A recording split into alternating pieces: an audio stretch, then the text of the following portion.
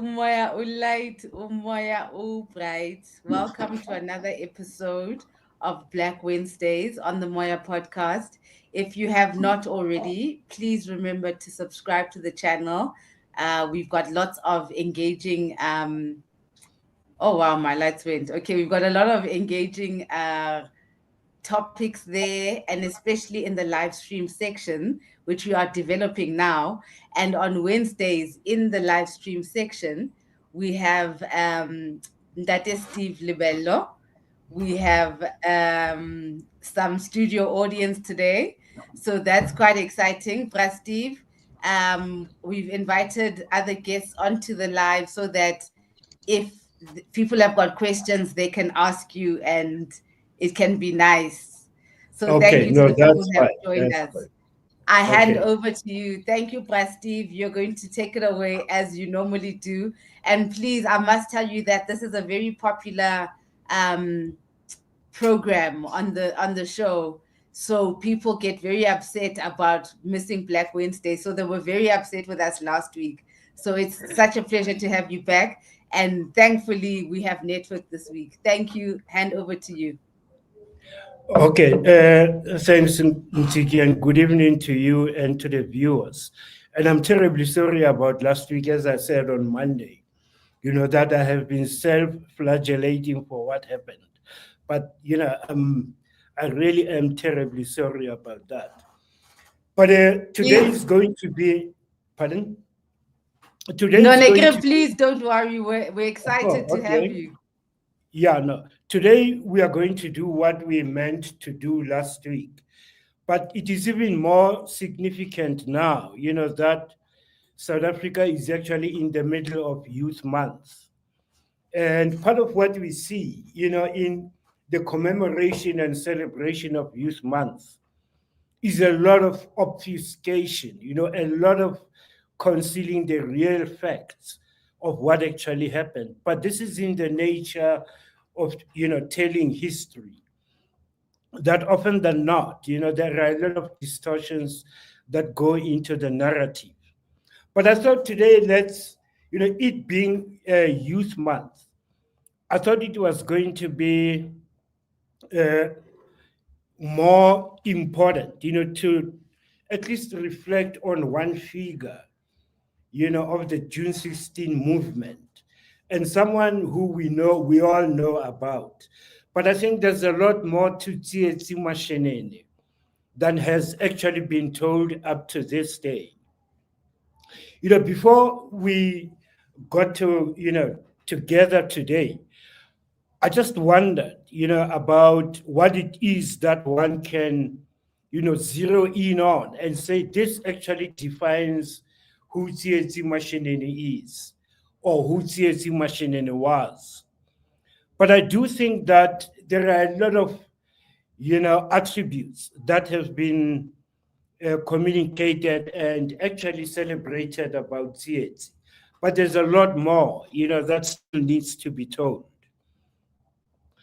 Uh, the one thing that TSIETSI actually embodied was the idea, that the events of 1976 and 77 were a part of the Black mass movement of the 1970s.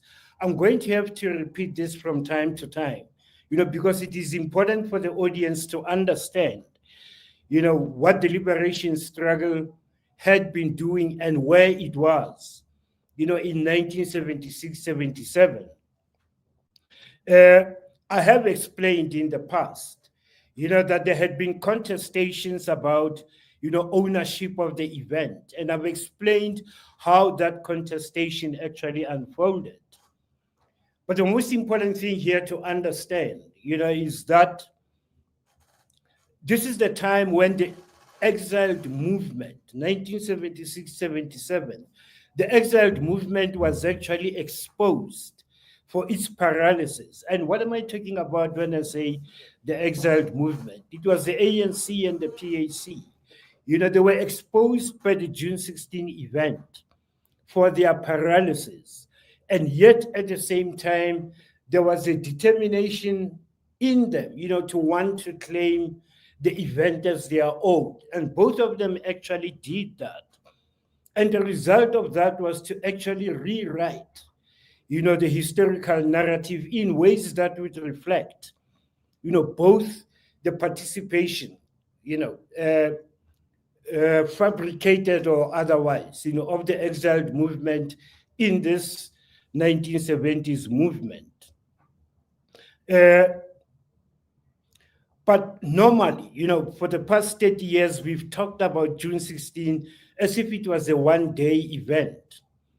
But I've always stressed, that when one looks at the student movement itself, it is a 5-year period that we have to cover. And that 5-year period would extend up to 1981. And even then, we are talking about the organizational, decimation of that student movement, just in terms of the movement as an organization. By 1981, when Khoto Siatlolo is captured, that's when one begins to see the end of the movement. But over time, we are going to talk about these events as they build up, towards 1981 and the end of that student movement. And by then, it had already reconstituted itself in exile as the South African Youth Revolutionary Council. Now, what was the beginning of that? The beginning of that is actually late September 1976, and that is after TSIETSI MASHININI was actually forced to leave the country.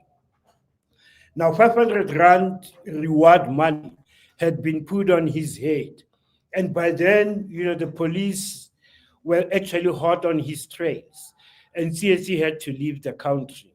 Now, this is where it becomes interesting. Once he landed in Botswana, his expectations were that he would find a very lively organization, such as the ANC and the PAC. But apparently, when he got there, there was no indication of a vibrant organization of either, of either the ANC or the PAC. But let me hasten to explain here that, his perception that there was no ANC, there was no PAC in exile, may have been somewhat, short-sighted in a way. Because if you think about it, the exiled movement at any time between 1960 and 1975 would not have been concentrated, in the countries that we refer to as Boleswa, Botswana, Lesotho, and Swaziland, precisely because of the fact that they would be within reach of South African security, apparatus. And it was therefore, it would have made sense, for people to move further into the African continent. And Zambia and Tanzania would have been the two, countries where there would have been a large concentration, of both ANC and PAC exiles at any time between 1960 and 1975. And that is something that we have to understand. Be that as it may, expectations to find some kind of movement, in Botswana, Lesotho, and Swaziland were not, misplaced. But then this actually made an impression on TSIETSI MASHININI. And it's probably at this time that, he decided it would be best, for students to go it alone, and actually establish a movement independent of both the ANC and the PAC. But then the issue here is that some information had to be filtered back into the country about what the future of the student movement would be. And to achieve that, you had to have some journalists who would be close, to the action. And one of these was actually Dumandlovu. And Dumandlovu decided that he was going to do an exclusive interview with TSIETSI MASHININI in Botswana for him to explain what the prospects of the student movement would be in exile. So Duma did that interview, and it certainly was sometime in September, and it could have been towards the end of September. But for those who may really want to see the content of the interview. It actually appeared in the Weekend World. I think it was the last weekend of September, when it was published in the Weekend World. And on that Sunday, Soweto was hit by, news posters of the Weekend World that announced the ANC is defunct and the PAC is dead. So says TSIETSI MASHININI. And that's the kind of information that TSIETSI wanted to, disseminate in the country. Now, at the time, I did explain, that Kgotso Seatlholo had taken over as president of the movement. And already that position in relation to the ANC and the PAC had to be communicated to students inside the country. This was a movement that was extremely fluid, just in terms of what was happening at the time. One moment, students would be back in school, and the next moment, unrest would erupt. And in that situation, many students, felt unsafe, and there was always the possibility that they were going to leave the country. And it is around that time, that, scores, hundreds of students were able to leave the country. But this is in relation to what actually happened on the 4th of August. And the events of the 4th of August, quite honestly, have to be credited on TSIETSI MASHININI. And that is why the security police, wanted to catch him, precisely to account for the events of the 4th of August. I know that in the imagination, it is the 16th of June that happened to be a turning point. But the 4th of August was a turning point of a different kind. The 16th of June represented a kind of victimhood on the part of the students.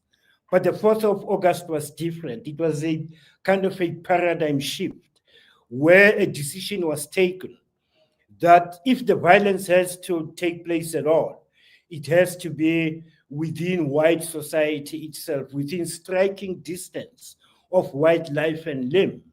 And that way, it would have made sense. And that's what actually happened on the 4th of August and on the 22nd of September. Now, it is during that period, that, as I say, Kgotso actually took over. And this is important, because the one thing that Kgotso did, where he had an opportunity to call students together in a mass meeting, first to announce the fact that he was the new president, but secondly, to actually explain the position that students were taking in relation to the ANC and the PAC. And in fact, at Madibane High School, we hosted him. And it is there where he actually announced that any student who was under pressure to leave the country at the time and go into exile should never join the NKOI or the PAC, but rather wait until students reconstituted themselves into a student movement, independent of the two. And that was actually accomplished in 1979, during the Easter weekend of 1979, when SEICO was established. But by then, TSIETSI had been taken out of the political equation. And how did that happen? Let's get there. Let's get to, developments that led to TSIETSI's axing from the students' movement. Now, as you may expect, his declaration that the ANC was defunct and the PAC was dead was not quite well received, particularly by the two organizations. Now, subsequent to that, and this is late in 1976 or early in 1977, TSIETSI MASHININI actually went on a speaking tour of US universities, selected US universities and campuses. And in that tour, TSIETSI was explaining the root causes of the movement of 1976, of that student unrest. But the one thing that he wanted to make clear was that this had absolutely nothing to do with either the ANC or the PAC. And that was particularly concerning. If you think about it, in Black societies in the US, the ANC was, well, quite well established. And so was the PAC in other circles as well. I mean, if you think about it, in New York, you would have had someone like David Sibeko, who interacted a great deal with Black societies around New York. And he may well have been, quite instrumental, in making the PAC known. But we do know that, historically, the ANC has always had, people going to the US. Kuma studied in the USA. So those kinds of connections were there. But here comes TSIETSI with this new declaration that the student movement of 1976 had absolutely nothing to do with the ANC and the PAC, and that the ANC was defunct and the PAC was dead. Now, the ANC had to react to this. And the ANC did actually react to this. And you will be surprised what they did. They actually literally manufactured a student leader. And this student leader's name was Lebelo Mutapanyane. And they constructed a narrative around Lebelo Mutapanyane, a narrative that was quite believable. If you were following political developments in South Africa, from 1968 when 69 when SASO was formed, until 1976.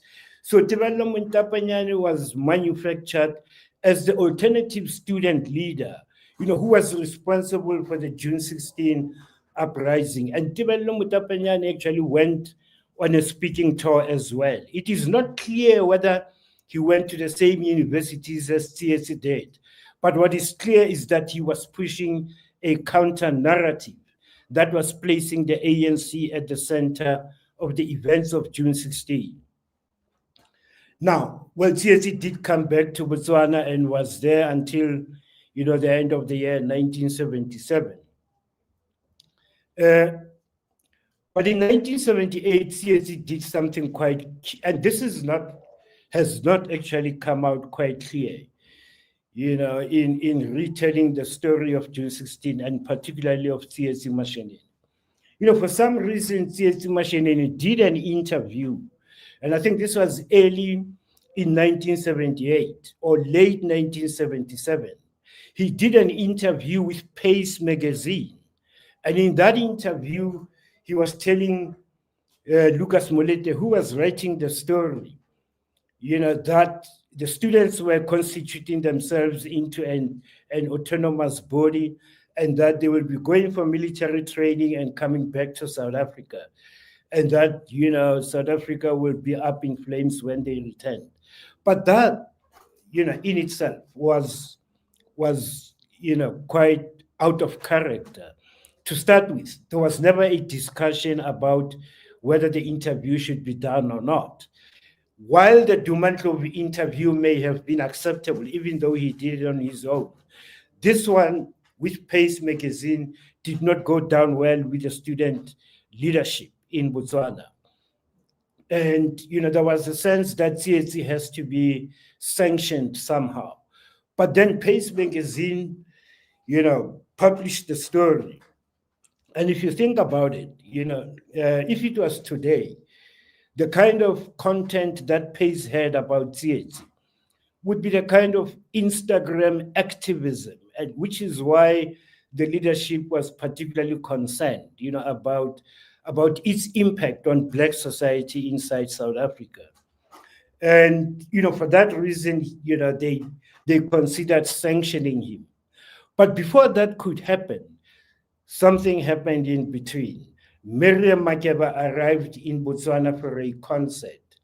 Well, TSIETSI being TSIETSI and very charismatic, he really was looking forward to meeting Miriam Makeba. But Makeba too, on her part, she may have read a lot about TSIETSI in the past 1 year, and surely, she would have been quite enthusiastic about meeting him. Now, in Makeba's entourage was a backing vocalist, Wilma Campbell, a Liberian beauty queen. And the long and the short of it is that an intimate relationship developed between TSIETSI and Wilma Campbell. And that was it. Makeba left and went back to Guinea, with Wilma Campbell. But apparently there were things that had been discussed and arrangements that were made. And apparently there was going to be a wedding, of TSIETSI MASHININI and Wilma Campbell. How did we find out about the wedding? Again, it was Pace magazine that captured that in an interview with TSIETSI MASHININI.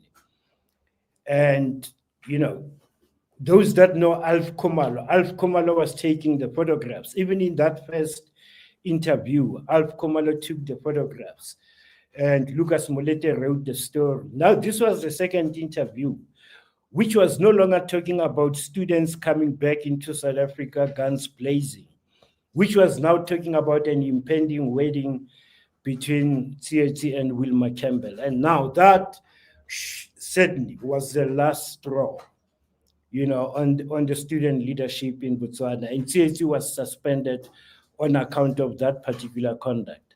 He was suspended from the movement. But he went to Liberia anyway for the wedding. Now, because the leadership in Botswana knew about this upcoming... Steve, sorry. Why would he be suspended? For what? I said the content of that Pace magazine interview, the first one, it was an Instagram activism kind of thing. It did not go down well with the students. That was one thing. But the second thing, now, this is the wedding. I mean, this is the guy who promised that we'll be back in no time, guns blazing. And here he is now getting married and inviting Pace magazine to cover the wedding in Liberia. Now, what the student leadership did also, by then, there was a student kind of representation in West Africa, particularly in Nigeria. So the message was actually put forward that whatever happens at the wedding, any material that would come out of it, if it is possible, should be captured and be destroyed. Okay, you could take anything, you could take photographs, but the story will be written anyway. So at the end of the wedding, and as Alf Komalo and Lucas Molete were on their way to the airport, they were confronted by this delegate who said, "Bring your bags," and he took their bags, took out all the films and destroyed them, and then handed them back their stuff. Now, Pace had promised that it is going to cover the wedding and actually have photographs as well. Unfortunately, the photographs couldn't, unfortunately at the time, you couldn't actually send them digitally. I mean, you had to, come with your films and develop them in a dark room. Now, that was not possible to send them through. So Pace did not have the photographs, but they wrote the story anyway. And instead of the photographs of TSIETSI and Wilma Campbell, they had an artist impression on the front cover, of that Pace magazine. It would be interesting. I mean, those back issues are still available at the National Library in Pretoria, just to make sure of the veracity of what I'm saying. The documentation is there. People who are interested can actually do this kind of research. So, and that was the end of TSIETSI MASHININI's political career. And, after that, marriage with Wilma Campbell, he dropped out of politics completely. That explains why he wasn't in Zambia in 1979, when SACO was established. Now, that's the story of TSIETSI MASHININI. And I think people should think about this. When all of these publications were coming out, at the time, there was no clear knowledge of who actually owned Pace magazine. But you can imagine the impact, when it came out that Pace magazine was actually a project of the Department of Information.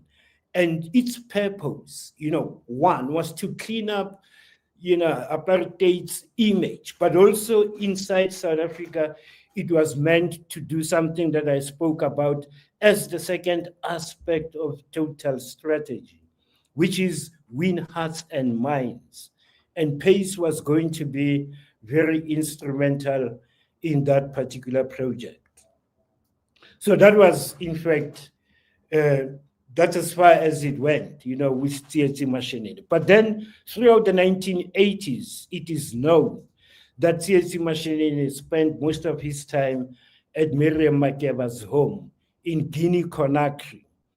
And then in 1990, when everybody else was coming back into the country, TSC came back in a body bag, and that's the tragic part of it. Now, if you go into a kind of research, desktop research of what actually happened to him, two explanations were given. One was that possibly there was a homicide, but the other, was, and this is by some author, very obscure author, who was suggesting that it may have been a case of HIV. But be that as it may, TSC came back into South Africa in a body bag, and that's the tragic part of it. So, okay, no, that's a rude question. Okay, no, continue. Yes, but that's I actually did prepare this part only for today, so that we can get to understand that there was depth, in the student movement of 1976 to 77.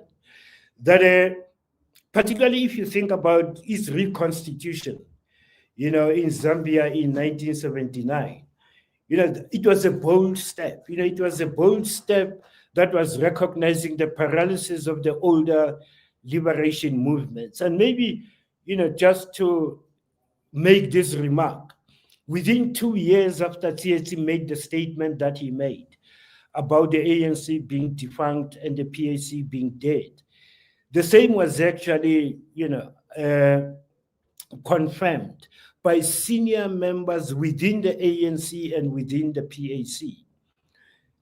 I spoke about at some point, but it was in passing, and at some point we are going to spend time on him. I spoke about Tennyson Makiwane, and as a stalwart of the ANC, but expelled precisely because, he felt that the ANC had actually become an instrument of non-Africans, in it.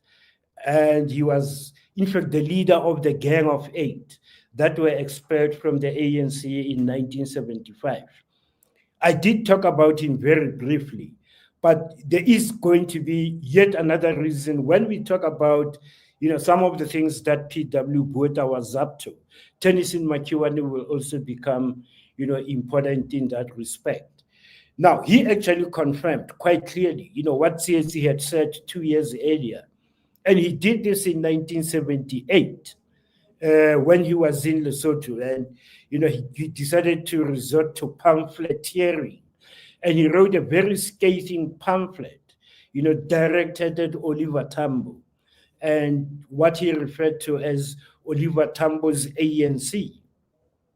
But for his travels, and again, we'll explain this. Tennyson Makiwane ultimately came back, went to the Transkei, and he was assassinated, in 1980 in his home in Transkei. A very interesting development there. Now, that's Tennyson Makiwane confirming what TSC had said in 1976. And in fact, Makiwane went even further, but we'll talk about, the kinds of things that he spoke about. Then in the PAC, you had the assassination yet again of David Sibeko. Now, the PAC cannot explain, the causes and the reasons why David Sibeko was assassinated.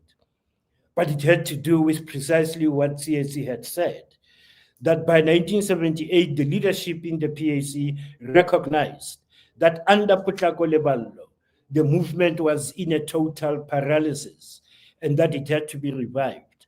And the one way of doing that was to get someone more credible, someone more dependable. And that person was David Sibeko. And at the time, he was based in New York, working for the United Nations Secretariat. And he was, persuaded to come back to Africa and to Tanzania and to take leadership of the PAC. And he arrived in Tanzania and was working towards this when one day a group of guys burst into the home and gunned him down. And the PAC had an opportunity, and it was a lost opportunity at the time, to be revived under David Sibeko. But that wasn't to be, because he was actually assassinated. Yeah, that actually puts an end to, this kind of interlude. This was only an interlude. But in terms of our timeline, let me just remind the viewers that have been there from the beginning, and maybe for the benefit of those that are coming in today, that in terms of our timeline, what we are looking at here is the immediate aftermath of Black Wednesday and maybe the long-term aftermath of Black Wednesday, because we recognize that Black Wednesday was in fact a systematic attack on the Black radical tradition and on the Black mass movement of the 1970s. I think I have explained that in terms of the narrative constructed, the historical narrative and orthodoxy today, Black Wednesday is seen as an attack on the media. And I said that is a deliberate distortion. It's an obfuscation of what in fact was a historical reality. The historical reality was that the 1970s movement was a Black radical movement, driven by a Black radical paradigm, which made it completely incommensurate with what the ANC was all about, and yet the ANC would have wanted to say it is their underground structures that were responsible for this. And that's the existing orthodoxy up to this day. But the last time, when we were together, we were, looking at the immediate aftermath of Black Wednesday, and this is going into 1978. But I need to say this again. White society at this time was reflecting on the events of 1976-77, and they were looking for an alternative kind of institution, or probably an alternative source of security, because the assumption was that the movement of 1976-77 had been going on for a year, and that the Nationalist Party was unable to deal with it. But the reality about white society in South Africa at this time is that they understood that there was no other party, white party, in the National Assembly that could guarantee white safety, than the National Party could. So the only party that they had was the Nets. But inside the National Party, there was a sense that the B.J. Foster administration was weak, and they needed to have a change of administration. So what is my explanation here? My explanation is that it is in fact the Black mass movement of the 1970s that forced a change of administration from B.J. Foster to P.W. Botha. The current orthodoxy is that it was the information scandal. Yes, the information scandal was a factor, but the information scandal was actually used to obfuscate what was in fact the historical reality. White fear, of the Swart Gevaar had actually heightened uncontrollably, and they needed some very strong, men who could actually give them some kind of confidence. And P.W. Botha put himself forward as that kind of a person. And in September 1978, P.W. Botha became the prime minister with a promise that his policy is one of total strategy, and that total strategy is in fact a response to a total onslaught. And he located the total onslaught in the ANC, and MK. Now, of course, you could make that argument because, he could point out to a few things that happened between 1978 and between 1976 and 78 when he became the prime minister. But there were not so very many. I mean, if you think about it, it would have been the Koch Street shooting, it would have been, the capture of the ANC-13 that had Tokyo Sekgwale and the others in them.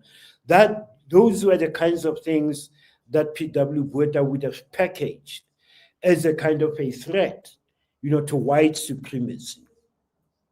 But P.W. Botha came out of the Department of Defense. And there is no doubt, that through military intelligence, P.W. Botha would have known, as well as Tennyson Makiwane did, as well as TSIETSI MASHININI found out, that the ANC and the PAC were in total paralysis. P.W. knew that, but he packaged white threat as a total onslaught that was embodied in the ANC. Now, this was propaganda, but there was a purpose for this propaganda. This was precisely because the West, and in particular Washington, was particularly concerned about the emergence of what they would have called Marxist states on the subcontinent. In 1975, you had Angola. In 1975, also, you had Mozambique. And by 1978, when P.W. Botha came along, the minority regime of Smith was just about to collapse. And the fear here was that, South Africa was going to be encircled by states that would have been friendly to the Soviet Union, what they referred to in those days as Marxist-inspired states. And they wanted to contain that. So P.W. Botha presented himself as the solution on the subcontinent, that he was going to, stop the spread of communism to the rest of the subcontinent. And for that reason, he really endeared himself to Washington as well as to 10 Downing Street. But by then also, Pretoria was friends with Bonn, which was the capital city of West Germany at the time. So while these states were making all the noises about apartheid, underhandedly, they were actually assisting white supremacy in South Africa. Germany, the UK, the US, they were all doing this. But remember that in the US, you had Jimmy Carter from 1976 to 80. But within Jimmy Carter's administration, there were those who were still very much, indebted to apartheid South Africa. And Cyrus Vance was one of these. And he would become very active in Reagan's constructive engagement in the 1980s. And P.W. Botha had already positioned himself, as a partner, at least on the subcontinent, in respect of Reagan's constructive engagement on the subcontinent. So that was his idea of, what total onslaught was about. It was about the fact that MK and the ANC actually represented a kind of a military threat to South Africa, but it has to be emphasized that P.W. Botha would have had, intelligence that would have told him of the paralysis in the two. No doubt in the immediate aftermath of June 16, you would have had quite a great deal of cross-border insurgencies. But they actually do happen until around 1981, 82. And thereafter, they only become sporadic. And again, there are reasons why, they would have had a decline of cross-border insurgencies. And we'll come back to that, at some point. But let's see what P.W. Botha does, just to validate his claim that the ANC is the bearer of a total onslaught. The one thing that was going to be symbolic, and did actually become quite symbolic, was the execution of Solomon Mahlangu. Now, if you think about it, this actually happens within 6 months of P.W. Botha becoming the president. And in that time, there hadn't been any kind of cross-border insurgency that could have heightened fears. But for P.W. Botha, this was a political, kind of game that he was playing. He actually fast-tracked the execution of Solomon Mahlangu just to substantiate the claim that he was making. It actually came as a surprise when the date of the 6th of April, was cited as the day of execution. But if you look at the build-up towards that and the kind of, objections across the globe that it shouldn't be carried out, and yet P.W. Botha became thick-headed and decided to proceed with it. That is where you can begin to see that this was a political calculation of some kind, rather than a decision based on what was legal and judicial. But the other issue here, which is quite confusing, and South Africa hasn't talked about this, is the fact that the death penalty is justified by the fact that 2 white people were killed during the Koch Street shooting. But it came out during the trial that it is not Solomon Mahlangu who fired the shots. And yet, he was being put up for a death sentence. Now, I have said this before, let me say it again. It was Monty Mutlou, who actually fired the shots that killed the 2 white civilians. And Monty was actually taken into custody with Solomon Mahlangu. But because while they were being interrogated, it became clear that it was Monty. Out of rage, his interrogators beat him to a pulp, and he went literally insane, and he couldn't stand for trial. Now that left Solomon Mahlangu as the only, the only one charged with a crime, if it was a crime. Now, the death penalty was then given, as the very guilty and the death penalty. The state's argument was, of course, that Mahlangu was, an accomplice in this thing. But the principle at work here was the principle of common purpose. He had a common purpose with Monty Mutlou, and therefore, the death penalty was actually, appropriate. But that also goes to show that in actual fact, this was a politically engineered, kind of trial. And yeah, on the 6th of April, Solomon Mahlangu was then executed. Ntiki, I don't know if there are questions. I mean, yes, there is. Yeah. Barry,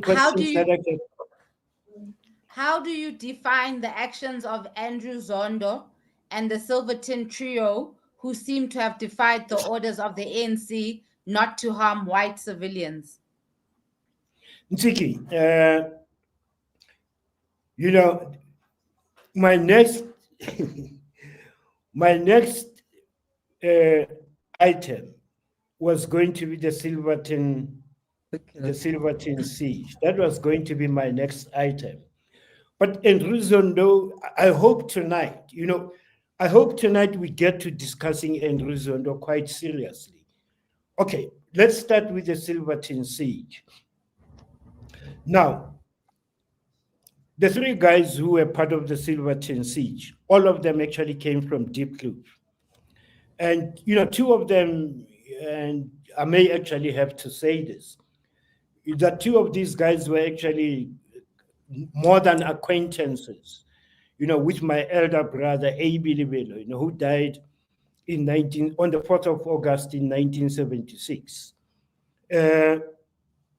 In fact, on the 3rd of August, the day before A.B. died on the 4th, all 4 of them were at Madibane High School, and they were having some discussions, and I remember that quite clearly. But the Silverton, trio is interesting in very many ways. I mean, if you think about it, they were not the only MK cadres, who were active inside the country at the time. They were part of a larger group. And, some of these from that same cohort were operating in the northern parts of the Transvaal at the time. And some of, the actions that they were responsible for was the attack of the Sukmekar police station and the Sibasa police station in Vendaland. But another operation that took a while, in the northern province, today we call it Limpopo, uh, was by a group of 10, of MK cadres who were operating around Messina, and surrounding towns, and particularly on the farms. And one of the names that stand out, of the 10 was of Mteteleli Mncube. And we shall come to Mteteleli Mncube because he also gets to be very, very interesting. There is no doubt, that the ANC policy was that civilians were not to be harmed. But again, for those who are probably, coming for the first time, civilians in the context of the time did not refer to Black people. Black people were not civilians. They were township dwellers, or they were hostel dwellers, or they were subjects of traditional authorities in the self-governing territories or in the independent states. They were not civilians. So when it says 2 civilians died, it is 2 white people who died. Now, it is true, that the ANC policy was no harm should be brought to, to civilians, defined in those terms. But the Silverton trio, one might say there was a measure of spontaneity here, but that would be copping out, The issue here is that these guys are coming from a kind of political tradition that had already, by the time they left the country, they are part of the cohort that would have subscribed to the idea that violence does not make sense if it is only visited upon Black people. And they went into Silverton probably, with that kind of a mindset. No doubt they may have, not wanted to hurt civilians, but they were caught up in a situation where they had to take hostages. And they did actually take hostages. Now, in that situation, really anything could happen. And let's also think about this. The whole siege. Well, Steve. Hi. Please tell the story nicely. Telling the story nicely of what exactly happened. Painting the picture. Where in Silverton? What happened? And then... Okay. Silverton in Pretoria, the main street, these guys, like I said, they were part of a larger cohort. Others were spread in other parts.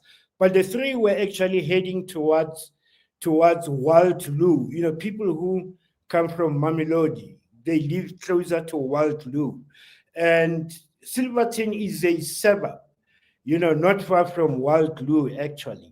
So they were actually walking down the main road, and according to, again, Nsiki, this is the account that is being given, and we have to be very careful about this. This is an account that is wanting to demonstrate that these 3 guys were not, intending to harm civilians. So the story goes that they were walking down the main street of Silverton when they started feeling uneasy, feeling that they may have been, followed by police or something. And then they stormed into the bank. Now, all of that becomes a kind of a spontaneous action. So anything can happen. But here is the reality. The siege lasted from, the bank in question, I know people in Mamelodi will recognize this. Today, it's actually the Sanlam building on the main street of Silverton. Today, it is actually the ABSA building. And back then, the bank next to it was Volkskas Bank, but the building itself was Sanlam building, because Sanlam had offices in that building. So the 3 guys stormed into the building and held 27, almost exclusively white workers, in that office block. 27 of them were held hostage by these guys, starting from around 12:30 midday. And this thing was broken up at 6 in the evening. So you had 6 hours, within which people could decide what to do next. Now, a great deal happened in that period in Ziki, and I need to explain this. The media was there, but you do get a sense, that the security detachment had taken control of the area and decided which media houses would be allowed, into what they called the crime scene. Now, the one newspaper, that had exclusive access to what was happening there was Pretoria News. Pretoria News has quite a massive archive on what happened on that day. So every detail of what happens hourly was actually reported by Pretoria News. What is important here is to understand that these were news that were carefully sifted, to create a picture that the authorities would have wanted. But reading through the Pretoria News accounts pretty closely, it is clear that towards 6 o'clock, when the snipers stormed the building, one of the three guys, and according to that report, it certainly was Stephen Mafuku, and we used to call him Kali. He noticed that at the ground floor, some shadow went past, and he knew that should not have happened, and that there was a problem here. And he fired, a burst of shots, killing one civilian on the spot, Anne-Marie de Klerk. And the second was actually taken to hospital, and she was badly injured, but she died in hospital. Both of them were females, and that may, today count for something. But that's how it happened. Now, the question here was, and the Silverton thing is quite important in a variety of ways too, because the ANC had to explain this. The ANC has to explain why the two civilians were actually killed. But at the time, Joe Slovo was in London, and it was upon him to go to the BBC in an interview and explain the ANC's position in relation to the Silverton siege. Now, Joe Slovo's explanation at first, in the initial interview, was that the three, cadres were not members of the ANC. Now, I know this may sound a bit, maybe, out of character. Yes, it was actually out of character. But for people who may want to confirm this, there is an article, in the Saho website where one of the cadres in Zambia actually expressed disgust at the organization putting a distance between itself and the Silverton trio. And, he was saying, we all know that these are, part of us. This is us. But later the ANC had to concede that indeed the Silverton trio were members of MK, but with, a proviso, that a disclaimer, if you like, that they were not acting in accordance, with the instructions of the ANC, because it is not the policy of the ANC to actually harm civilians, defined in the ways that civilians were defined. Today, what exists, in historical record, in relation, in particular, to the death of the two civilians, is what Professor Pitika Ntuli actually suggests, or even asserts, and that is that the two were actually shot by the snipers, if you can believe that. But that, distortion, misinterpretation, misrepresentation is in fact the lot of a Black radical tradition. The story of the Silverton siege doesn't end there, because you have the Silverton trial.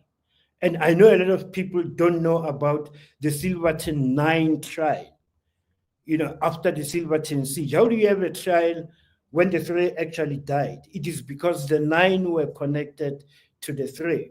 The end of the Silverton 9 trial, so 3 of them being sentenced to death but after some time, the death sentences were commuted, to life imprisonment. Now, again, the story of Silverton also, has other ramifications as well. Within the UK, there was concern about Silverton for a particular reason. The British government was dealing with the terrorism of the Irish Republican Army. The Irish Republican Army was detonating bombs all over the place, and the British were particularly concerned. So it was easier then, to see the ANC and MK in the same light as the era. And this is what, the benefactors of the ANC in the UK wanted to know. Are you really structured in the same way as the era? So the ANC had a lot of explaining to do also, in that respect. But something else also came out of the Silverton siege. It is the fact that the American security establishment became particularly concerned, and they constituted, an anti-terror Senate committee, which decided to send a delegation to South Africa to find out, if the ANC was a proxy for Moscow, for the Kremlin, and, go on a fact-finding mission. Now, they interviewed a lot of people. Among these was an old man living in Rockville back in the day, and his name was Bartholomew Hlapane. Now, Hlapane had actually given an evidence against, SACP and ANC people in the 1960s. And he was interviewed, by the American delegation. And he confirmed the fact that the ANC was, in fact, an instrument of the SACP, and that they were both, proxies for the Kremlin and for Moscow. Now, this was quite damaging to the ANC, considering that they also wanted to, have good relations in the West, particularly in the US. But believe it or not, that actually put in a spot. He had to be taken out. And sometime in 1982, Hlapane was gunned down in his home in Rockville, for the testimony that he gave to the American delegation. That is another thing that came out of the Silverton siege. But by now, I said the number of cross-border insurgencies was actually going down by 1982-83. But this is a part of total strategy that has to do with violence, which we are looking at, and P.W. Botha's involvement in it, but in part we are looking at, we cannot really cover all the cross-border insurgencies. I mean, between the South African History Online suggests that between 1977, the Koch Street shooting that involved Solomon Mahlangu, and 1987, there would have been no less than 600 cross-border insurgencies now. But there were those that were major, that such as Silverton, such as the Koch Street shooting, such as this, the Andrew Zondo, affair too, but also the Church Street massacre, would also be, one of the big ones. But by 1982-83, the number of cross-border insurgencies was actually going down. Now, a couple of things happened here. In 1981, the SADF went into Mozambique. Now, this was, again, to substantiate the claim that the ANC's total onslaught was a threat, to white supremacy. The Matola, and quite a number of cadres were killed. But in this instance, they were also actually assisted by former Celia Scout, operatives of the Smith regime, who were familiar with the territory in Mozambique. And then in 1982, it was the parcel bomb that was sent to Rifest. And, explanations are that the Church Square massacre was, in fact, a response to, to the death of Rifest. But you are beginning to see by 1983, you are beginning to see a decline, in the number of cross-border insurgencies. There are a number of explanations for this, because you had a finite number of operatives, MK, recruits who went into MK and APLA during 1976-77. But by 1978, when there was political quiescence, there were no more people leaving the country except when it happened in Bloemfontein in 1978 and in the Eastern Cape, in Port Elizabeth in 1979-80, with the PEPCO, the Port Elizabeth Black Civic Organization, mounting up some unrest. People had to leave the country, and most of them actually went to Lesotho. I explained that those in Bloemfontein, became members of the Bloemfontein Students' League and joined SEICO in Lesotho in 1979.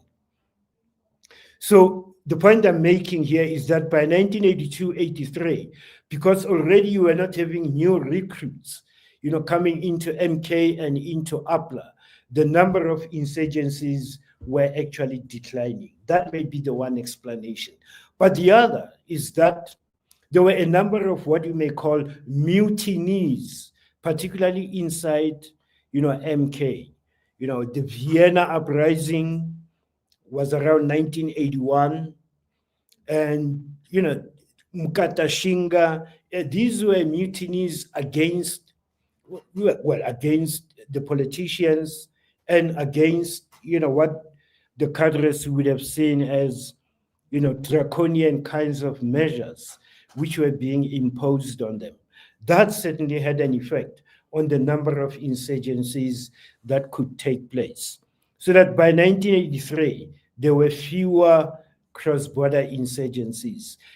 Again, let's go back to 1979. We talked about the 9 Silverton trialists, Soekmekar Police Station, Sibasa Police Station, and Wonderboom Police Station in Pretoria as well, which in itself was quite a massive thing. Wonderboom is in a white suburb, and that was an execution of, of quite daring proportions. But during that period, police stations in Soweto were being attacked, the first was Moroka Police Station, then Kliptown, New Canada, the Jabulani police stations, and in each case, policemen were being shot and killed. And the men behind these, there were 3 of them. Later they were to be referred to as the Moroka 3.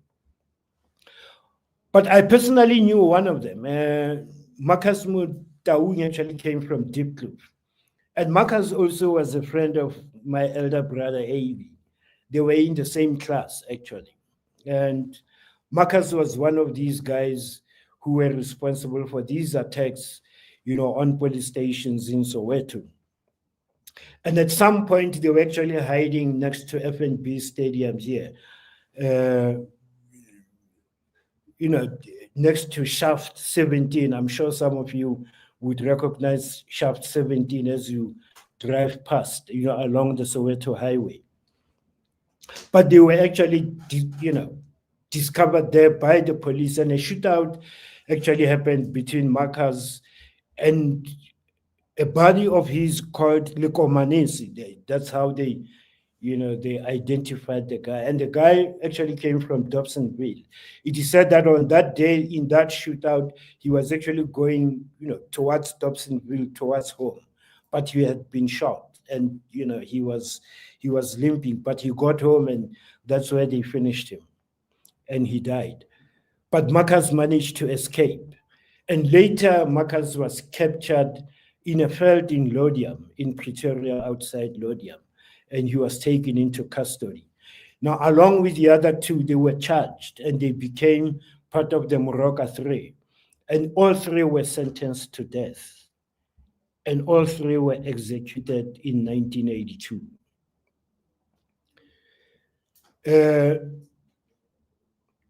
Now, 1983, there were, quite a few, remaining cross-border insurgencies, but not as intensely as in the first 5 years, between 76 or between 77 and 82. Then, 83, but 84, then you have something completely different. And we will come back to this.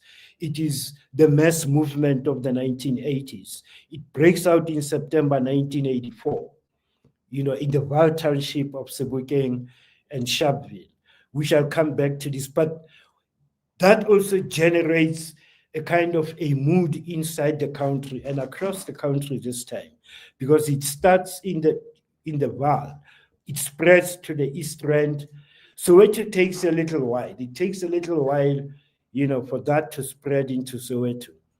Interestingly, historians would regard Soweto between 1978 and 83 as having been quiescent, and that's understandable. The win hearts and minds policy of total strategy was working on Soweto. There was a creation of a class, that was going to act as a buffer, between the state and Black society, and it was working wonders. So we account for that quiescence of 1978 to 1983 by pointing out to that, but we'll come back to that. So 1984 is the outbreak of that unrest, the mass democratic movement. Then in 1985, this is where Andrew Zondo comes in. 1985 unrest actually gets heightened. And, townships in Durban, Pietermaritzburg are also drawn into this. But there's a counterpoise in Natal. This time it's not KwaZulu-Natal, it is still the Black townships of Natal. There is a counterpoise here. By 1985, from probably 1980, there are attempts to actually incorporate Black townships of Natal into the KwaZulu Territorial Authority. Now, that was a crazy scheme that was not going to see the light of day, but Buthelezi was determined, that Umlazi, KwaMashu, and the rest of them were going to be, to come under the KwaZulu Territorial Authority. This would have been part of the reorganization of local administration, as was happening, for Indians and colors with the tricameral parliament. And in the Black townships, you had the Black Local Authorities Act, which was responsible for the unrest in the Vaal and in the Black townships across the country. So Buthelezi was trying to establish, himself as, across Natal, as the supreme leader, of the province. So the idea was to bring all the Black townships in Natal under the KwaZulu Territorial Authority.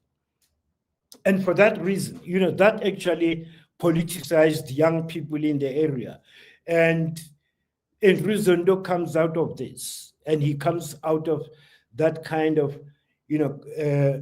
unrest situation that is directed not so much at the South African police, but at the IFP, which is trying to position itself as, a significant factor. Now, Andrew Zondo is given, and this is homegrown. Again, it confirms what I've just said, that cross-border insurgencies were becoming few and far between. Now you are beginning to have homegrown kinds of initiatives. And Andrew Zondo never left the country. He was taught how to handle explosives inside the country. And he decided on that day, to, plant a landmine at a white shopping mall. This is 1985. This is not today. I mean, if you went to the shopping mall in question, what did they call it? This was a white suburb, and expectations are that 90% of the people around are white. The 10% Black people are workers. They're wearing dust, lab coats and other stuff. They're cleaning, they're doing other things. And he decided to, detonate a landmine in that crowded, whites only, kind of environment. 11 people died. and all of them were against civilians. And that is not something that the ANC would actually embrace. But an excuse that had to be given, and it was said that Enrizondo had decided not to detonate the explosives, knowing, the damage that it was going to cause. He was in two minds about it. And he went back, trying to retrieve the thing, but unfortunately there were, already people around the place and he couldn't do this. Then the bomb went off. He was 17 when he did this, 17 years old. 3 years later, when he was 20, he was executed. Now, add to that the Robert McBride thing at the Magoo bar. That also was a homegrown, kind of thing. And it also, underscored the fact that there was a kind of a problem in terms of, infiltrating, particularly the class of 76, back into the country after 1982-83. Those that had been deployed, and, either they were caught or they were able to go back. But the decline can also be explained in terms of the mutinies that I actually referred to. So that by 1985, 86, already you've had the outbreak of, popular violence in 1984. But another, important event of 1984, which also substantiates the fact that there was a decline in, armed activity into South Africa, is the Nkomati Accord. South Africans do not understand, the kind of background and context in which the Nkomati Accord was entered into. It is precisely what I've just described, that there was a decline in the sabotage campaign, in the cross-border insurgencies. That's that was, quite a significant factor. But also, Mozambique had actually hosted the ANC in the hope that once they were in Mozambique, they would escalate, cross-border incursions and engage, the SADF, the South African security establishment, more seriously, because now they have the place where this could be done. Now, what also made that even more urgent is that Mozambique, on the other hand, was dealing with an insurgency of its own. Renamo was a rebel party that was established by white Portuguese in 1975 to counter Frelimo and to neutralize, the freedom of the Mozambicans. That was the idea behind establishing Renamo. Now, South Africans may not know this, but white Portuguese left Mozambique in large numbers in 1975. They did not go back to Portugal. They came to South Africa, and most of them started running supermarkets, supermarkets across the country. In the Free State, you have a chain of supermarkets called Menis, and they are Portuguese owned, and they have that history. They come out of that history. In Mafikeng, in the Northwest, just about all over, you have those supermarkets. The interesting thing is that these white Portuguese were actually recruiting black guys from Mozambique to work in their shops. But those black guys were also operatives of Renamo. Now, they would also be trained by the SADF, to cause more, destabilization inside Mozambique. And they did. By the time they were done, Mozambique was the most mined country in the world. There were more landmines in Mozambique, undetonated landmines, than any other place in the world. In fact, it took Brangelina, if you like, Jolie, to take an initiative of demining Mozambique. And apparently she did a pretty good job of it. But before that could happen, Many Mozambicans were killed by landmines that were still alive long after the war had ended. Many Mozambicans were actually maimed. So by 1984, Machel and his cabinet decided that they've been subjected to a great deal of, Steve, that hey, Steve, yeah, can I disturb you a little bit? Yes. Before you go too forward, they're asking about the Nkomati Accord. What is it exactly? Remember, we are young, so we don't know what you're talking about. Okay, yeah. And then there's other questions, or must I save them for later? Yeah, okay. Let's deal with the Nkomati Accord. Uh, in 1975, in Zambia, a leader of the Zimbabwe African National Union was assassinated. And again, we said it is the CIA that was responsible for this. What Machel did after the assassination of Herbert Chitepo was, in fact, and this is recorded, and this is documented. Machel felt that, Zanda was not going to pursue the struggle in Zimbabwe successfully while it was situated in Zambia, because there were suspicions here that, Chitepo was a very, prominent figure in the liberation struggle, and he had to be taken out. And there was a sense in Machel that the only way that Zanda could execute the struggle, ZANU and ZANLA, successfully in Zimbabwe would be if he gave them a home. And he invited, ZANLA over to Mozambique. Now, this is interesting because if you look at the alliances at the time, Frelimo, Mozambique's Frelimo, was supported by the Russians. The ANC, the SACP were supported by the Russians. SWAPO, and MPLA in Angola. So expectations would have been that Machel would rather invite ZAPU, which was more connected to to this alliance than actually to call ZANU. But Machel knew something we didn't know, which is why he chose ZANU instead. And ZANU executed that struggle from 1976 to 80. It was done. 4 years was enough. In fact, 3 years was enough for Smith to say, let's have a talk. And they had a talk. And that talk gave rise to what was called the internal settlement in Zimbabwe. Now, Machel said, he wanted to know, are you from ZANLA?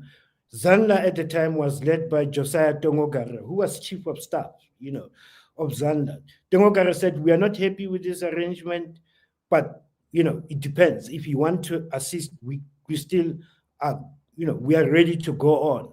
Machel said, fine, continue.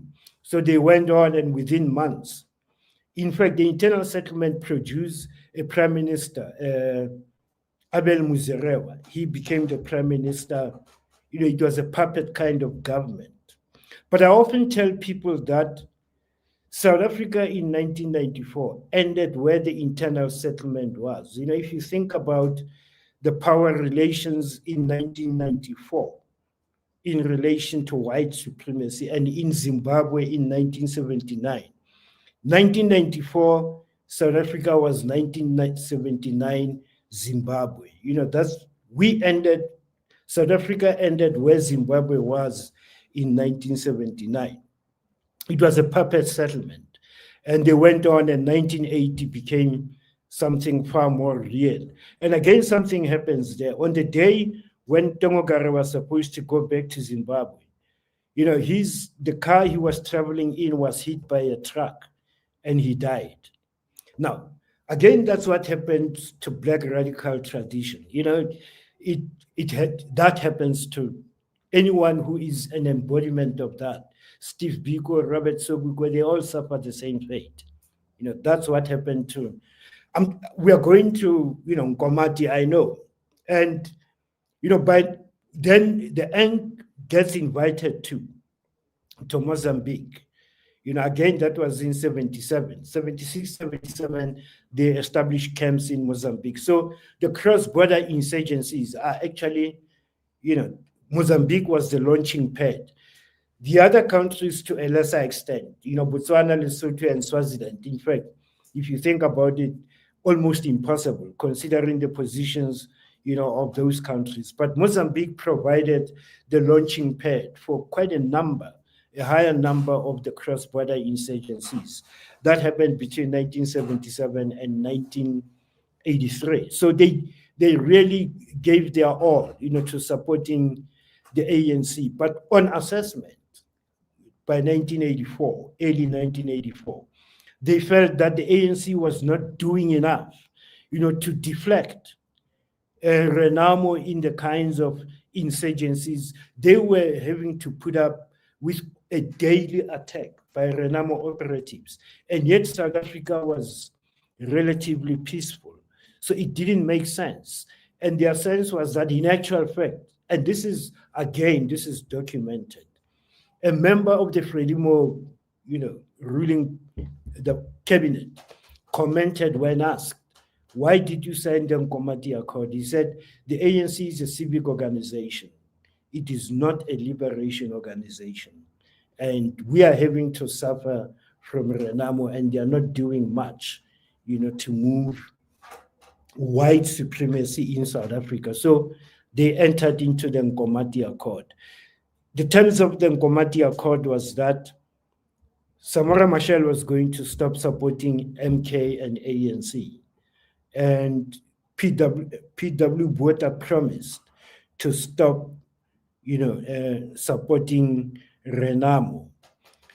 The reality is that Machel, being a decent, honest person, kept his promise. PW didn't. Renamo continued to attack Mozambique. But the ANC was left in a complete disarray. The ANC and MK were left in a complete disarray in Mozambique.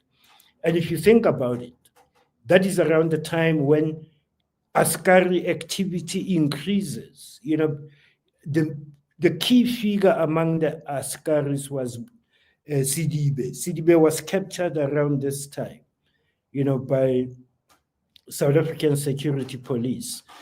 And, he was taken to Flag Plus and turned over. And he became the Askari that he was.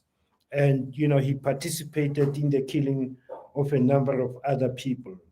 And my last impression that I had about him is that he may have been responsible for other missing people. And let's not mention who these are, because it's a sensitive matter. Yes, but that was the impact of the Nkomati Accord on the ANC. It actually left, the ANC and MK and the SACP in a complete disarray, in Mozambique. But then inside the country, you had the popular violence picking up, in 1984, 1985, right down to 1989. So I think, for now, because the next 4 years will be armed struggle between 85 and 89, what actually happens. But that we can leave for much later. What we need to do now is to go back to the timeline again. We have actually talked about PW Botha coming to power. And last week I did say there are two aspects to total strategy. The first is the violent part. And the violent part also includes the destabilization of the neighboring states. It includes dealing with cross-border insurgencies. But the violent part also has to do with dealing with what the apartheid state securocrats understood to be activists at any time from 1980 up to 1984. And it is important, and this is talking about people inside the country who were identified. In fact, one might say those that were identified as political activists before the formation of the UDF in 1983. What is significant about that is that they are taken into custody. And in some cases, they are actually being brutally murdered. And this is before the formation of the UDF in 1983. Now, my sense here is that, some of these people would have been political activists from the mass movement of the 1970s. And they were, they survived into the early 1980s before the UDF was formed. And for some reason, it becomes quite, questionable, for them to be claimed by the UDF tradition and the ENC. But that has happened. And there was never any objection to that.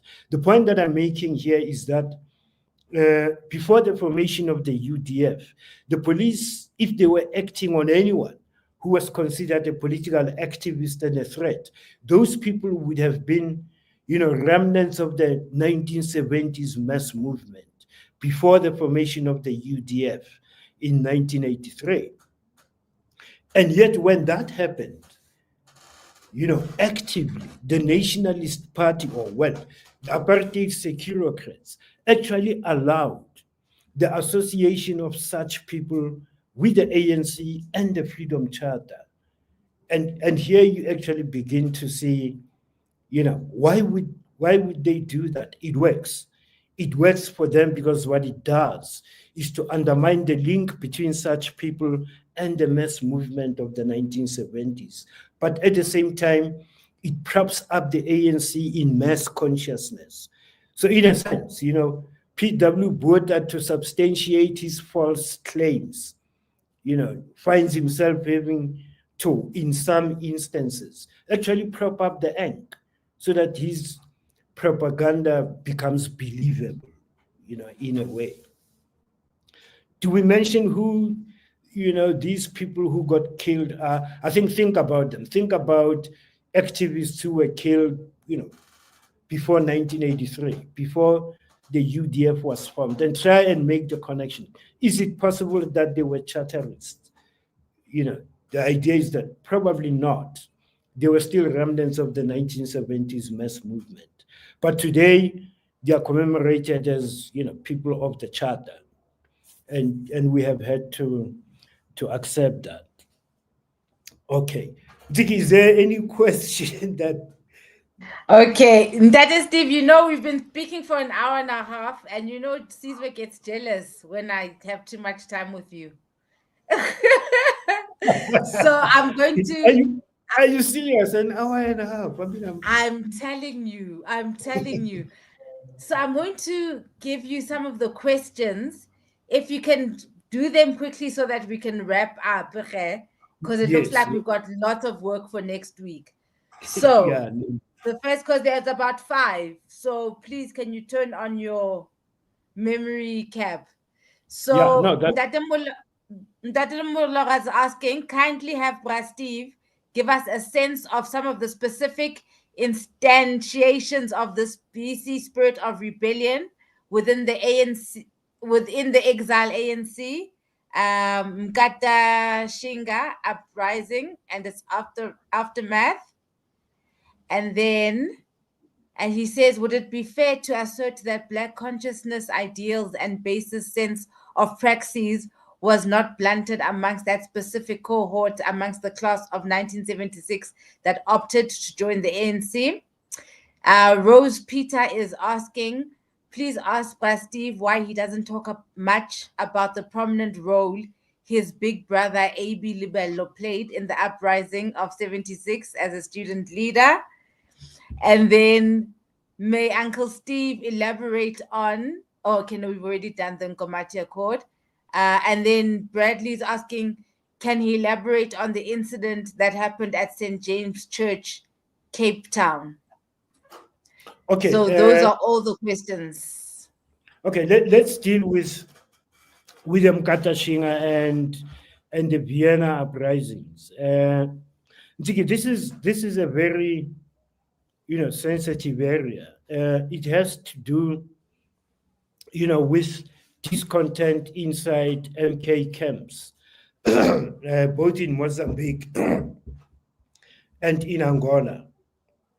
And the discontent actually stemmed from the creation of what was called Mbokodo at the time, which was a kind of a security apparatus of of MK, actually. Uh, this becomes rather, this I'm being put in a spot here, because it becomes inevitable to, talk about the role of, other people, in the whole thing. Maybe to answer the question here is that what are the kinds of things that Mbogoto would have dealt with? The one thing was actually to go on a witch hunt and try and find, people inside MK camps who could have possibly been planted, by the security police. And these people were subjected to all forms of, torture, brutality, because they were suspected of working with the police.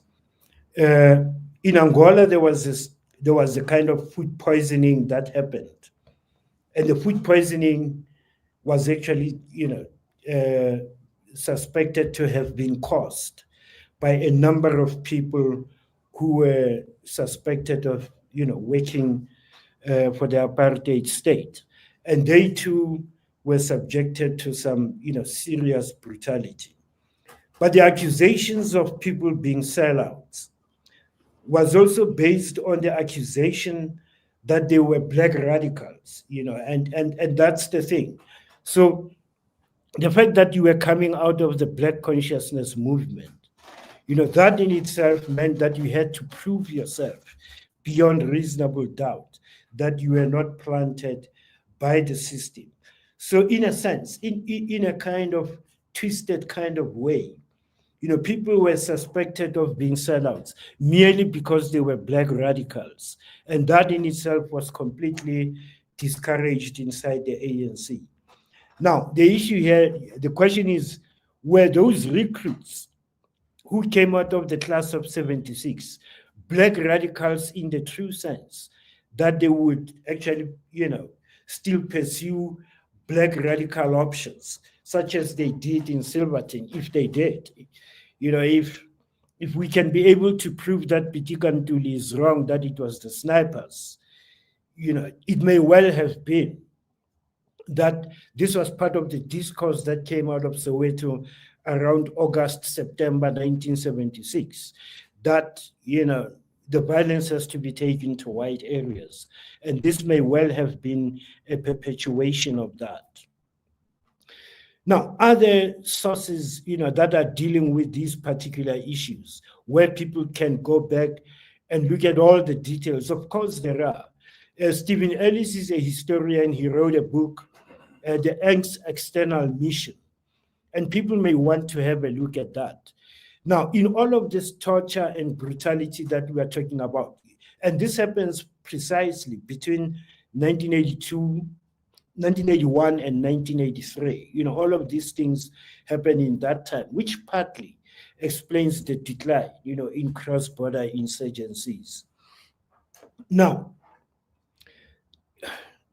the difficulty here is, according to Stephen Ellis, Jacob Zuma was in fact in charge of the Mbokodo at this time. And a great deal actually happened, around him as well. And a lot of the explanations need to come out. But this was putting me in a spot, really. I mean,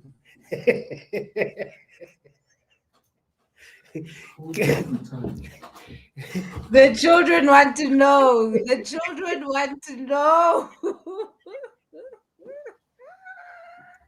Okay. Can I suggest something here, Ntigi?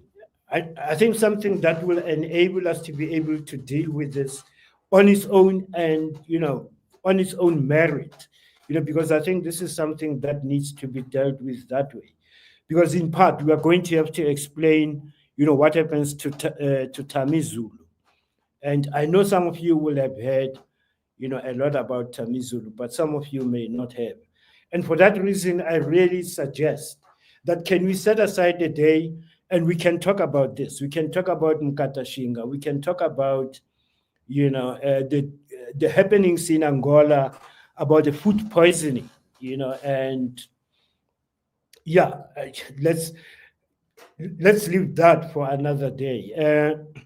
But let's go back to the other question. Why am I not talking about AB Lebelo that much? Yeah, it has been always difficult for me because I find it may well be that I want to draw attention to myself. Today I spoke about TSIETSI MASHININI, and something else that struck me, as quite, and this is in relation to AB as well. Something struck me today that TSIETSI MASHININI died on the 4th of August, 1990. AB died on the 4th of August, 1976. And that for me is very, very significant. It makes the 4th of August even more significant, that the movement of 1976-77 would best be referred to as the August the 4th movement. But I've always not wanted to talk about AB because really it seems like I really want to draw attention to myself, and I really do not want to. What Not was at the all. We want to know his story because we must know our heroes, you know? Yes, Uh, yes, yeah. it's not about you. Yeah, no. By the way, what was the other question? I thought you were still going to tell us about Abel Lebelo. Yeah, well, AB was a student at Madibani High School, and me and him, we were always at Madibani High School. He was always a class ahead of me. And in 1975, he actually became a prefect at Madibani High School, and again in 1976, he was prefect. He was also chairman of the debating committee. And this is the thing. I mean, the leadership of the student movement at the time, were members of the debating committees. And me and him were actually in the same team. And this is something that's quite interesting about him. This is in 1976, before June 16, AB decided that, look, let's have a debating contest with schools from other racial groups. So we started with a colored school in Yorkasach, and we had a debate with them. Then we had a debate with a school from Lenasia. Interestingly, the third school that we went to debate with was King David's in Horton. And we went and had a debate there. But his remark after the debate at Horton was that it is not good enough to be top among Black people. We want to be top, even, amongst. So the competition should not be between ourselves. The competition should be with white people. But that actually became the kind of a mindset, after the 1976 uprising in particular. It was not enough that you were top of among Black students. You wanted to be top student in the whole class, beating white students as well. But then on the 16th of June, if you go to Hector Peterson Museum, there is a banner that says Obrimu Kwena chaired the meeting on the 13th of June, when students gathered to decide. That was on the 13th, on a Sunday, when students gathered, to decide on the action to take on the 16th of June. That banner says it was Obrimu Kwena who, rose and chaired that meeting. But it turned out that Obrimu Kwena on that day was actually in the Eastern Cape, and he actually had to clarify that it wasn't me. It's only said about 25 years later, that Seth Mazibugo reminded us that AB Lebelo actually chaired that meeting. So it wasn't, Obrimu Kwena who chaired the meeting on the 13th. It was actually AB Lebelo who did that. Now, when he was shot and killed on the 4th of August, and he actually led the students in Diepkloof, from Madibani High School, Bopasanata and all, and right to the edge of the Soweto Highway with an intention of actually going to town. But unfortunately, he was to meet, his end there. He was shot next to the BP garage. Uh, we actually rushed him to hospital, but he was certified dead on arrival. Now, AB was so, you know, he was liked. I mean, he was likable. And a lot of people were quite upset about it. The unfortunate part is, you have rogue elements, all over the place. There were rogue elements who decided they knew who sold AB out, and we wanted to know who. They pointed a finger at the principal at Madibani High School. This is important. They said, and some people in Limpopo, if they are watching, they will know him. Ntila Mehlape was principal at Madibani High School at the time. So they pointed a finger at him. Now, I personally knew that even though Mehlape was AB's principal, they were buddies. Mehlape had such admiration for AB. He would never do that sort of thing. And an attempt to attack Mehlape's home had to be stopped at all costs. And we did, but that's just one aspect of AB's life that one can think about.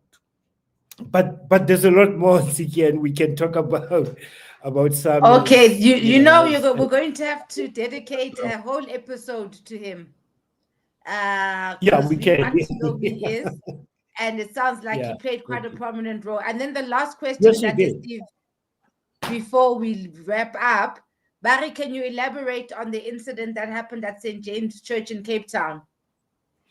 Ziki, this is again, yeah, no. The problem here is that let's have a kind of a more detailed response to this. If you think about it, when we talk about the 1980s, we talk about armed insurgency campaigns. We seem to be talking more about MK, and there's very little that is being said about APLA. No doubt, the David Sibeko assassination derailed the PAC, pretty badly. If only the PAC had been able to have David Sibeko, one would have expected some kind of, regeneration of life into the movement. But that was unfortunate, that David Sibeko was assassinated. But from 1980 probably up to 1989, there are indications that APLA did actually do a number of things towards the liberation struggle.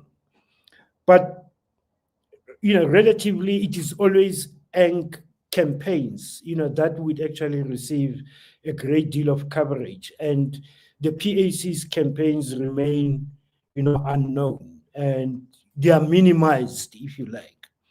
Now, I'm not going to commit myself here, but there is one person who is very passionate about this subject and who understands that the PAC had a number of or APLA had a number of armed campaigns in the 1980s. But because it is in the nature of the black radical formations to be minimized in whatever that they do, that also has happened. That there is a conspiracy of silence on the part of the media, not to report on activities of the PAC. Now, it is not only the St. James's thing, that we need to talk about in relation to the PAC. It is a number of armed activities that happened leading up to 1993, which would be linked to the PAC. Now, the first of these was, it happened in Aikenhof, the Aikenhof 4, where 4 white people were murdered by guys who were later to be charged, and they stood as, APLA operatives. But another who stood as an APLA operative, after he committed a number of murders of white people, was Gabriel Mahakwe, and he was in Bloemfontein. He was in the Free State. He was a farm worker. He worked on a number of farms and brutalized by, Afrikaner, farmers, nearly all his life. And when he decided to take it out on them, he did. and quite a number of white people he actually managed, or he killed. And he was captured, put on trial, and he claimed to have been doing that as an operative of APLA and as a member of the PAC.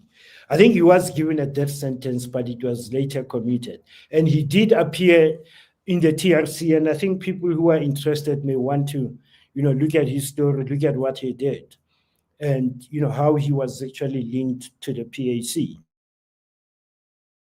No, Kenny Mutamai, it is known that he killed a white police officer, and it was claimed that it was in a robbery.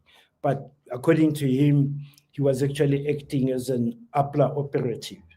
And it is as that it stood. And I think much later he did actually become, or he had.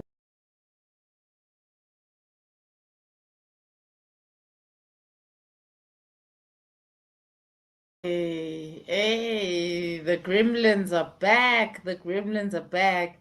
And we were trying to wrap up. There's some scoops that came out of today's episode, guys.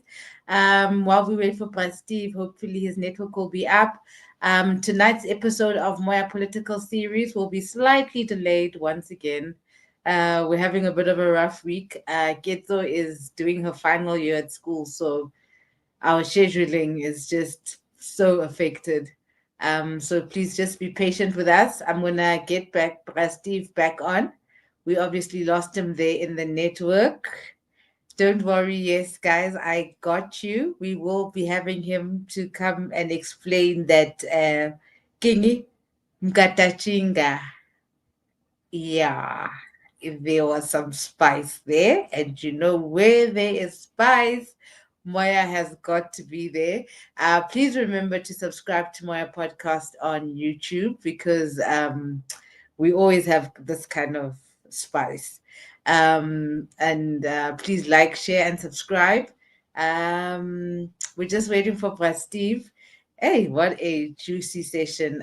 For those of you who are just getting onto Black Wednesdays, they've been going on for a while now. So please go into the live stream section on my channel on YouTube. And in the live stream sections, you can just move back, and watch all the other ones. I think that we started the Black Wednesdays. We start them at the inception of ANC even. So it's been many years that we've been going through different heroes, different wars, and now we are approaching the 80s, the 90s. So it has been a journey. So if you want to follow up on the history of Black radicalism, please go to the live stream section on our podcast. But Steve. I think. Oh, okay. Yeah. Yes. Okay. Yes. Can you I think hear we us? can wrap up. I think we Yes, can we wrap can. up and refer to, so, I mean, if you think about it, both the ANC and APLA were able to recruit or to get new recruits out of moments of political catharsis, moments of political turmoil, such as the class of 76 coming out of the Soweto uprising, or students in Bloemfontein out of the BSL led uprising, or in the Eastern Cape. But when you spoke to Dr. Alan Busak the other day, there wasn't a clear sense of a kind of a mass movement in the 1970s, happening in Cape Town, except for a few isolated incidents he referred to that seemed to be happening at the University of the Western Cape. It would be, it would be enriching if we would get what the involvement of Nyanga, Guguletu, and Langa would have been during 1976-77, because then you would expect Cape Town to have generated quite a good number of recruits, for both APLA and MK. And where would they have gone to? Given the geography of Cape Town, they would have gone to Lesotho in large numbers, because they would hit it first, but also, or probably to Botswana. But in Lesotho, you never had any significant number of young people coming out of Cape Town during 1976-77. That may be a reflection of the marginal, involvement of the metropolis, in the 1976-77 movement. But at the same time, we should not lose sight of the fact that Cape Town would have had a kind of, political agenda, that was geared against the Colored Affairs Department, which is the anti-CAD movement, the anti-Colored Affairs Department movement. Now, if the trigger in the 1976-77 moment in Soweto was Afrikaans, there is no way that Afrikaans could have sensitized the students in Cape Town in the same way. Afrikaans was their first language anyway. So they would have had to look for other triggers, to participate in that mass movement. But in the 1980s, they would have certainly been at the center of it. Now, what was an armed formation that we can associate with Cape Town during this period?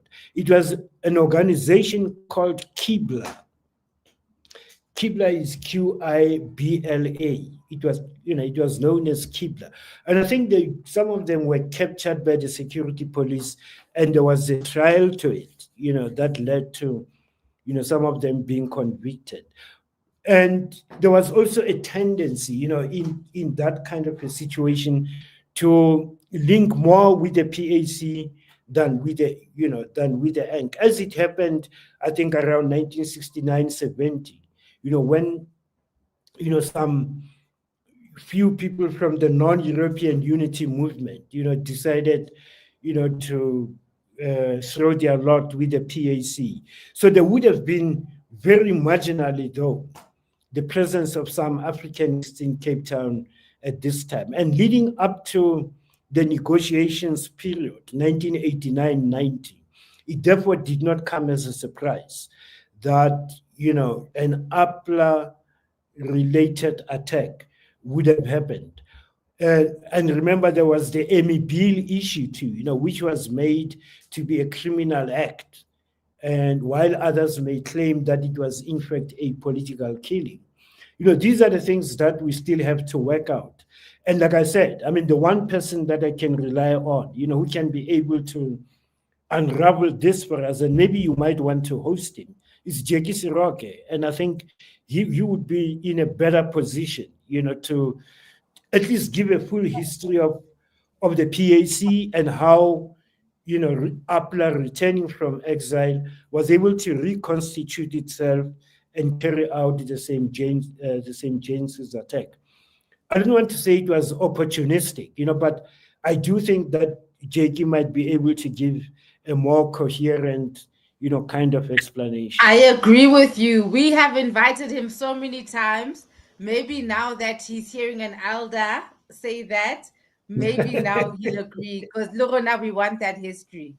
Yes. I hope he does. But Steve, is everything off your chest and we can meet again next week, Wednesday? Yes, next week. By the way, we are still building up towards Makis Kosana. So next week we are looking at Win Hearts and Minds. And we are going to look at how that, generated the resource for black-on-black violence. And in a sense, that would lead us to the Makis Kosana theme. So interesting how the media is playing exactly the same role that it played before. Pace is Pace is News 24. It's all just a repetition over and over again. It's the same story. It's just so wild. Obfuscation, exercises in obfuscation is what they know best. Now they're coming with us with the national dialogue. Oh, well, it is a national dialogue of the political elite. Yes. Yes. The conversation of the coconuts. Yeah, top-down kind of thing. Yes. And what was also interesting about today's talk is that there's also these similarities between how the youth was in ANC and how the youth is now. Like when you were Yes. talking about TSIETSI and his Yeah. social media stuff, and the rebellion of the youth now with the same, it's just so interesting how history keeps repeating itself. Yeah. Fascinating. Grand level Randate Steve. Okay, We'll Ndidi. see you again next week, Wednesday at 6 Yeah. p.m. Thank you to everybody who's joined. Guys, remember to like, And share, and subscribe. Thank you so much for joining.